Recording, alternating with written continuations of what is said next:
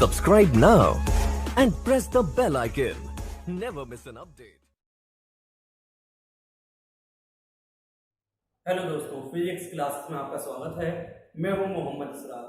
हम यहाँ पे क्लास 12 के कुछ टॉपिक्स यहाँ पे डिस्कस कर रहे थे, जिनमें हमने मेन इम्पोर्टेंट यहाँ पे टॉपिक पढ़ चुके हैं। विद्युत द्विध्रुव के कारण यहाँ पे 3 पॉइंट होते हैं। पहला पॉइंट हम पढ़ चुके हैं यहाँ पे अक्षीय स्थिति पर, या दूसरा पॉइंट हम यहाँ पे पढ़ चुके हैं निरक्षीय स्थिति। अब जो थर्ड पॉइंट जो है ये हमारा है किसी भी बिंदु पर, यानी एनी पॉइंट पर, यानी यहाँ पे कोई ना आपको अक्षीय स्थिति को बोला जाए ना निरक्षीय स्थिति, और केवल आपको इतना बोला जाए विद्युत द्विध्रुव के कारण किसी बिंदु पर विद्युत क्षेत्र की तीव्रता ज्ञात करिए। तो ये भी टॉपिक एक इंपोर्टेंट टॉपिक है। हमने पहले ही आपको बता दिया था विद्युत द्विध्रुव के कारण यहाँ पे 3 पॉइंट हम पढ़ रहे हैं। इनमें से एक कोई पॉइंट या एक कोई टॉपिक यहाँ पे पेपर में आने की चांस ज्यादा रहते हैं और लॉन्ग क्वेश्चन बन के आता है, या तो अक्षीय स्थिति का, या तो निरक्षीय, या किसी बिंदु पर। तो हम यहाँ पे समझेंगे आज यहाँ पे किसी बिंदु पर या एनी पॉइंट पर विद्युत क्षेत्र की तीव्रता का व्यंजक। चलिए अब स्टार्ट करते हैं। विद्युत द्विध्रुव के कारण किसी बिंदु पर विद्युत क्षेत्र की तीव्रता का व्यंजक। इसके लिए सबसे पहले हम डायग्राम के बारे में समझते हैं। जो यहाँ पे डायग्राम बना हुआ है, हम यहाँ पे पोजीशन पढ़ रहे हैं एनी पॉइंट की। तो एनी पॉइंट तो कहीं भी हो सकता है, तो उसके बारे में आप समझना। पहले तो हमने यहाँ पे एक द्विध्रुव लिया AB एक ये द्विध्रुव है जिसकी अल्प लंबाई 2L है। A पॉइंट पे प्लस Q आवेश है, B पॉइंट पे माइनस Q आवेश है। द्विध्रुव का मध्य बिंदु O है। मध्य बिंदु O से थीटा कोण पर r दूरी पर एक कोई बिंदु P है जहां पर विद्युत क्षेत्र की तीव्रता हमें ज्ञात करनी है। अब ये P पॉइंट है, यहाँ पे आप देख रहे होंगे कि किसी भी दिशा में भी हो सकता है, इसलिए हमने यहाँ पे एंगल थीटा लिया है। कोण यहाँ पे थीटा मान के चल रहा है। अक्षीय भी स्थिति हो सकती है, निरक्षीय भी, और इसके अदर और कोई पॉइंट भी हो सकता है। अब यहाँ पे एक बात आप ध्यान रखना, ये P यहाँ पे पॉइंट है, बिंदु है जहाँ पे हमें विद्युत क्षेत्र की तीव्रता ज्ञात करनी है। और यहाँ पे आप स्मॉल p भी देख रहे होंगे, ये विद्युत द्विध्रुव है। विद्युत द्विध्रुव P को हमने 2 भागों में या 2 घटकों में या कंपोनेंट में हमने यहाँ पे डिवाइड किया। तो यहाँ पे P को, द्विध्रुव को हमने 2 भागों में डिवाइड किया। तो पहला यहाँ पे घटक है हमारा यहाँ P cos थीटा, जो यहाँ पे द्विध्रुव के अनुदिश है। यानी यहाँ पे P पॉइंट आप देखें, इसके अनुदिश दिशा दिखाई जा रही है यहाँ पे आपकी P cos थीटा की, और यहाँ पे लंबवत घटक है हमारा P sin थीटा। इस P बिंदु के सापेक्ष अगर देखें तो यहाँ पे P sin थीटा यहाँ पे लंबवत घटक है, और अनुदिश घटक है हमारा P cos थीटा। तो जी आपको समझ में आए होंगे। यानी द्विध्रुव के यहाँ पे 2 पॉइंट को हमने 2 घटकों में वियोजित किया। एक तो हमारा है अनुदिश घटक P cos थीटा, और एक है लंबवत घटक P sin थीटा। अब हम यहाँ पे बात करते हैं यहाँ पे परिणामी तीव्रता की। इस डायग्राम को आप यहाँ पे नोटिस करिए। अगर हम परिणामी तीव्रता निकालें तो क्या निकल के आएगी? E बराबर, या E वेक्टर बराबर E1 vector plus E2 vector. तो ये तो हमारी परिणामी तीव्रता है। लेकिन अगर हम यहाँ पे और पोजीशन के बारे में समझें, हमने यहाँ पे अनुदिश की बात कही है। अनुदिश मतलब आप जानते हैं यहाँ पे अक्षीय स्थिति हो सकती है। अनुदिश मतलब एक सीधी रेखा में। तो यहाँ पे जो भी अनुदिश घटक है उसके लिए हम अक्षीय स्थिति का व्यंजक यूज करेंगे। तो अक्षीय स्थिति का व्यंजक आप जानते हैं E1 बराबर, हम अगर लिखे यहाँ पे E1 बराबर अक्षीय स्थिति का पहले व्यंजक लिख रहे हैं यहाँ पे 1/4 पाई एप्सिलॉन नॉट 2p। तो P यहाँ पे आपको मान द्विध्रुव था, लेकिन यहाँ पे अनुदिश के लिए घटक क्या है P का? P cos theta. तो यहाँ पे हम लिख देंगे P cos theta upon RQ। Equation first जी हमारी थी अक्षीय स्थिति, इतना याद रहे। यहाँ पे हम लिख दे रहे हैं अक्षीय स्थिति।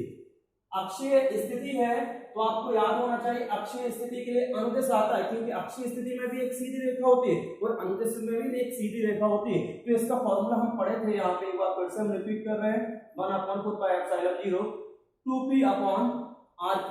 तो जो होता अक्षीय स्थिति में ये केवल नॉर्मल पोजीशन में, लेकिन अगर हम किसी बिंदु पर निकाल रहे हैं तो किसी बिंदु पर निकालने के लिए आपको माने यहाँ पे हमने द्विध्रुव को वियोजित कर लिया दो घटकों में, एक अनुदिश घटक है हमारा p cos थीटा और एक हमारा लंबवत घटक है p sin थीटा। तो अनुदिश है तो अक्षीय के लिए तो अनुदिश ही यूज होगा। तो यहाँ पे आप देख रहे होंगे p था, p का हमने कौन सा घटक लिया यहाँ पे p cos थीटा, तो इसको हमने लिख दिया। अगर हम यहाँ पे निरक्षीय स्थिति की बात करें तो निरक्षीय स्थिति का फॉर्मूला ये होता है, और निरक्षीय स्थिति एक लंबवत पोजीशन को होती है, तो उसके लिए हमें मालूम है कौन सा घटक यूज होगा p sin थीटा। तो E2 बराबर आ जाएगा हमारा 1/4 pi epsilon not, epsilon not के बाद आपको वहां p होता है तो p sin theta upon r की, ये हमारी सेकंड इक्वेशन हो गई। और इसके लिए है निरक्षीय स्थिति, निरक्षीय स्थिति की पोजीशन के बारे में बात कर रहे हैं। तो ये दोनों इक्वेशन आपको अच्छे से समझ में आ गई होंगी। अगर हम इनकी दिशा को यानी परिणामी में बदल दें, यानी परिणामी तीव्रता निकालें, तो हम इसके लिए बिंदु P पर परिणामी तीव्रता निकाल रहे हैं, तो इसके लिए क्या पॉइंट बनेगा वो आप देखिए। परिणामी तीव्रता के लिए E बराबर आ जाएगा E1 square plus E2 square under root करेंगे, तो ये तो हमारी परिणामी तीव्रता होगी। और जो डायरेक्शन के बारे में, परिणामी के बारे में, तो यहाँ पे परिणामी तीव्रता के लिए अगर हम यहाँ पे दोनों इक्वेशन फर्स्ट और सेकंड से वैल्यू रख दें तो क्या आएगी इक्वेशन वो आप देखिए। तो E बराबर आ जाएगा, अगर हम इनकी इक्वेशन रखते हैं तो एक कॉमन लाइन आप देखना है यहाँ पे, आपको मालूम 1/4 पाई एप्सिलॉन 0 इसमें भी कॉमन है, इसमें भी कॉमन है, r3 इसमें भी कॉमन है, इसमें भी कॉमन है, और p यहाँ भी कॉमन है, यहाँ भी, तो हम डायरेक्ट इसको कॉमन ले रहे हैं। तो कॉमन लेने पर क्या लिखेंगे 1/4 pi epsilon not, p common आ रहा है दोनों से और r3 कॉमन आ रहा है, तो स्क्वायर लगा है तो आपको माने यहाँ भी क्या आ जाएगा स्क्वायर आ जाएगा। समझ में आया होगा, अगर नहीं आया हो तो हम फिर से रिपीट कर देंगे। अगर हम यहाँ पे बात करें क्या बचेगा, इस पहली इक्वेशन में अगर हम इतनी कॉमन वैल्यू ले ली तो यहाँ पे बचेगा हमारा 2 cos थीटा का होल स्क्वायर, ब्रैकेट लगा दे रहे हैं, प्लस इस वाली वैल्यू में क्या बचेगा, इस वाली इक्वेशन में हमारा बचेगा sin स्क्वायर थीटा, और पूरे पे क्या रहेगा हमारा वर्गमूल या अंडरमूल। ये आपको लाइन समझ में आई होगी। अगर आपको अभी भी इसमें ये वैल्यू रखने में प्रॉब्लम हो तो आप एक काम करना, पहले तो E1 का मान रखें यहाँ पे E2 का मान रखें, उसका होल स्क्वायर नहीं करना है। यहाँ पे आप देखेंगे कॉमन यहाँ पे क्या आ रहा है, आप देखिए इसमें से हम अगर इसमें अंडरलाइन कर दें एक जी वैल्यू कॉमन आ रही है, 1 यहाँ पे r3 कॉमन हो जाएगा और यहाँ से p भी कॉमन हो जाएगा, इसलिए हमने यहाँ पे सभी को क्या कर लिया कॉमन ले लिया। यहाँ पे क्या बचा उसकी वैल्यू रख के होल स्क्वायर लगा दिए और रूट हमारा था। इतना आपको समझ में आया होगा कि हमने यहाँ पे इक्वेशन फर्स्ट भी बना ली थी, सेकंड भी बना ली थी, इसलिए हमने यहाँ पे इसलिए लिख दी है क्योंकि अभी इसका वर्क आगे काम में आएगा और जो डायग्राम भी हमें काम में आएगा। अब हम यहाँ पे अगर सॉल्व करें और तो क्या आता जाएगा, इसको थोड़ा सही कर लेना। होल स्क्वायर था, आप बैक में पीछे जाके देख सकते हैं। E बराबर आ जाएगा, अगर हम इस पूरी वैल्यू का आपसे कहें वर्गमूल से क्या स्टेप बाहर आएगा, तो आपको हम स्क्वायर लगाए वर्गमूल से कैंसिल हो जाएगा, तो वैल्यू हमारी बाहर आ जाएगी 1/4 पाई एप्सिलॉन 0 p/r3। ये तो बाहर आ गया वर्गमूल से। अब इसका होल स्क्वायर कर दें 4, इसका 2 cos थीटा का हम कर रहे हैं स्क्वायर, तो यहाँ पे आ जाएगा 4 cos square theta plus sin square theta अंदर। इतना सामने आया होगा। अब यहाँ पे हम एक इक्वेशन जो आपने ट्रिग्नोमेट्री में अच्छे से पढ़ी है, सर समीकरण बोलते हैं sin स्क्वायर थीटा बराबर क्या हो जाएगा 1 माइनस cos स्क्वायर थीटा, इसका मान यहाँ पे रख दीजिए, तो E बराबर आ जाएगा 1/4 पाई एप्सिलॉन नॉट p/r3। अब यहाँ पे मान रखेंगे तो क्या आ जाएगा 4 cos square theta sin square theta का मान रख दे 1 माइनस cos स्क्वायर थीटा, तो क्या आएगा E बराबर आ जाएगा 1/4 पाई एप्सिलॉन नॉट p/r3। यहाँ पे अगर हम माइनस करेंगे तो कितना आ जाएगा 3 cos स्क्वायर थीटा प्लस 1, ये वैल्यू आ जाएगी। आप 1 को पहले भी लिख सकते हैं और बाद में भी लिख सकते हैं, बेसिक कैलकुलेशन है आप भी जानते हैं। तो ये हमारा डेरिवेशन प्रूफ हो गया, किसी बिंदु पर विद्युत क्षेत्र की तीव्रता निकालना। आपको समझ में आया होगा। अगर हम इसी वाले पॉइंट पे बात करें, अगर एंगल डिवाइड की। जैसे हमने यहाँ पे इसी डेरिवेशन से हम आपसे कहें हमें अक्षीय स्थिति निकालनी है और निरक्षीय स्थिति, तो 1 मिनट में आप उसको भी अच्छे से समझ लें। अगर हम यहाँ पे बात करते हैं अक्षीय स्थिति के बारे में, तो आप भी जानते हैं अक्षीय स्थिति मतलब अनुदिश, अनुदिश मतलब थीटा का। अगर यहाँ पे फर्स्ट केस लगा रहे हैं हम यहाँ पे, अगर यहाँ पे हमने अक्षीय स्थिति की बात की तो यहाँ पे अक्षीय स्थिति के लिए हम कह सकते हैं थीटा इक्वल क्या हो जाएगा 0, क्योंकि अनुदिश, अनुदिश मतलब यहाँ पे हम कह सकते हैं 0 अंश, तो 0 अगर मान रखेंगे तो cos 0 का मान कितना होता है 1 होता है। तो यहाँ पे हमारी वैल्यू जो होगी E बराबर 1/4 pi epsilon not P upon R की तो सेम ही रहेगा, लेकिन यहाँ पे आप देख रहे होंगे 1 मान आ जाएगा तो 3 बचेगा यहाँ पे और प्लस 1 यानी क्या हो जाएगा अनुरूप के अंदर 4 हो जाएगा। या देखिए यहाँ पे 3 और इंटू 1, क्योंकि cos 0 की वैल्यू होती है 1, 1 का स्क्वायर करेंगे तो 1 ही आएगा और 3 का इंटू हो जाएगा तो 3 हो जाएगा, 3 प्लस 1 यानी क्या हो जाएगा 4। अगर हम इसका वर्गमूल ले लेंगे तो कितना आ जाएगा यहाँ से निकल के 2 आ जाएगा। तो यहाँ पे हमारा जो विद्युत क्षेत्र की तीव्रता अक्षीय स्थिति में जी निकल के आ गई है। देखते हैं इसी वाले डेरिवेशन से हमने अक्षीय स्थिति भी निकाल के यहाँ पे सॉल्व कर ली है।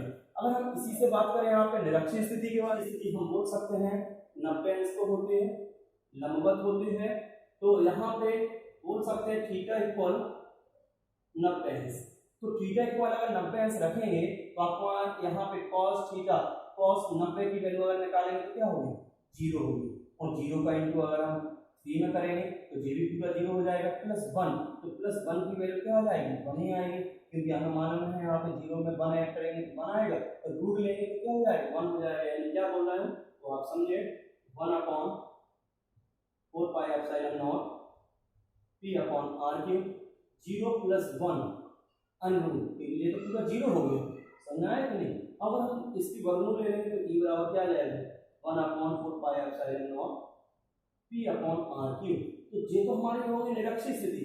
इसी वाले डेरिवेशन से किसी बिंदु पर हमने विद्युत क्षेत्र की तीव्रता के लिए यहाँ पे व्यंजक पढ़ रहे थे, यहाँ पे हमने देखा अक्षीय स्थिति भी यहाँ से प्रूव होती है और निरक्षीय स्थिति भी। अगर मान के चलिए कोई और पॉइंट ऐसी कोण पे है, इसलिए हमने दिशा आपके लिए यहाँ पे कोण लिया था। अगर मान के चलिए कोण आपका 30 अंश है तो उसके लिए भी हम ले सकते हैं, अगर 40 अंश है उसमें भी निकाल सकते हैं, यानी कोई भी पॉइंट पर भी हम विद्युत क्षेत्र की तीव्रता निकाल सकते हैं विद्युत द्विध्रुव के लिए। तो जी आपको अच्छे से समझ में आ गया होगा। अब हम बात करते हैं यहाँ पे दिशा के बारे में कि यहाँ पे परिणामी दिशा क्या निकल के आएगी। तो परिणामी दिशा अगर हमें निकालनी है ई की, विद्युत क्षेत्र की तीव्रता की, तो इस डायग्राम को आप देखिए, इसमें विद्युत क्षेत्र की तीव्रता की हमें परिणामी दिशा निकालने के लिए कोण कितना बन रहा है हमारा फाई। अब हम यहाँ पे परिणामी दिशा के बारे में बात करें तो लिख सकते हैं यहाँ पे tan फाई बराबर परिणामी दिशा की भी इन दोनों के बीच में परिणामी जो कोण है वो फाई है, तो फाई के लिए हम ई वेक्टर के लिए निकालें तो हमारा आ जाएगा, आपको दिख रहा होगा इस वाली लाइन पे हमारा E1 शो हो रहा है और इस वाली लाइन पे हमारा E2 शो हो रहा है। तो इसके लिए हम यहाँ पर भी E2 अगर लिख दें, हमें मालूम है tan बराबर होता है परपेंडिकुलर अपॉन बेस, बेस यहाँ पर हो जाएगा E1। अगर हम E1 और E2 की वैल्यू इक्वेशन फर्स्ट और सेकंड से रख दें, इसलिए हमने यहाँ पे लिखे हुए हैं इक्वेशन फर्स्ट और सेकंड से रखेंगे तो आपको मालूम सेम वैल्यू क्या हो जाएंगे, कैंसिल हो जाएंगे। जैसे हम क्या बोल रहे हैं सेम वैल्यू, तो आप देखें 1/4 pi epsilon not 2p cos theta upon, अच्छा जी पहले E2 का मान रखना है तो यहाँ पे साइन है, देखते आइए, अपॉन अब E1 का मान रखें तो E1 का मान है 1/4 pi epsilon not 2p sin theta upon R cube. तो E1 और E2 के मान हमने रख दिए, यहाँ तक आपको समझ में आ गया होगा। सेम वैल्यू क्या हो जाएंगे, कैंसिल हो जाएंगे, P से P भी कैंसिल हो जाएगा, Q से Q भी। यहाँ पे सॉरी एक जगह cos होना था, हाँ यहाँ पे cos लिखना है। अगर हम Q से Q कैंसिल हो गया, क्या बचा हमारा, अच्छे से देखना आप, फाई बराबर आ जाएगा 1/2, 1 ऊपर आ गया, 1/2 अलग बचेगा, यानी 1/2 हम इसको अलग लिख ले रहे हैं sine theta upon cos theta. तो इसको हम बोल सकते हैं साइन थीटा और कॉस थीटा अपॉन में है तो ये हमारा हो जाएगा tan थीटा। तो ये परिणामी तीव्रता आ गई, यानी परिणामी दिशा निकल के आ गई बिंदु P पर। तो यहाँ तक आपको डेरिवेशन अच्छे से समझ में आया होगा। आशा करते हैं कि आपको कोई प्रॉब्लम ना हो। अब हम इसके आगे और भी इम्पोर्टेंट टॉपिक इस चैप्टर के हैं। अभी चैप्टर काफी है और इम्पोर्टेंट भी है। पेपर में आपको हमने मार्क्स पहले बता दिए, काफी अच्छे मार्क्स आपको ये चैप्टर दिला सकता है। आपको इसी तरीके की अगर वीडियो चाहिए हो आप कमेंट करके जरूर बोलिए और लाइक जरूर कर दें। जिन लोगों ने अभी तक चैनल को सब्सक्राइब नहीं किया हो सब्सक्राइब कर दें। Thank you.